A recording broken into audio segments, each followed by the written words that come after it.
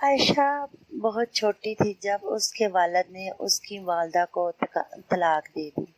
اب اس کی والدہ اپنے گھر میں اکیلی رہتی تھی، لیکن ایک عورت کا اکیلے زندگی گزارنا بہت ہی مشکل تھا۔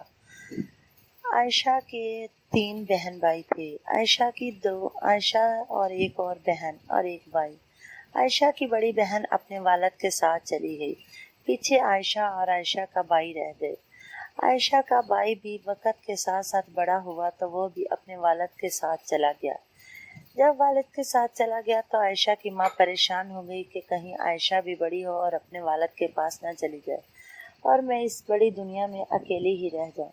عائشہ کی ماں نے عائشہ کی شادی کرنے میں بہت جلدی کی۔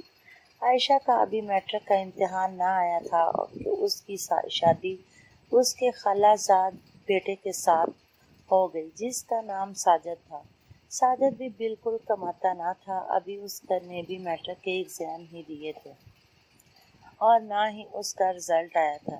ساجد کو ابھی کمانے کی عادت ہی نہ تھی، وہ نہ ہی ساری زندگی کمانے لگا۔ عائشہ نے پہلا سال تو آسانی سے گزارا، وہ تو شوق و شوقین اور رنگ رلیوں میں گزر گئے، لیکن وقت جب گزرتا گیا تو عائشہ کے شوہر نے عائشہ کے ساتھ نفرت بھری زندگی گزارنا شروع کر دی۔ عائشہ کو ہر وقت تانے دیتا، مارتا، پیٹتا اور کما کر 1 ٹکا تک نہ لا کر عائشہ کو دیتا۔ عائشہ کے 2 بچے ہو گئے، وہ بہت ہی بامشکل سے زندگی گزار رہی تھی۔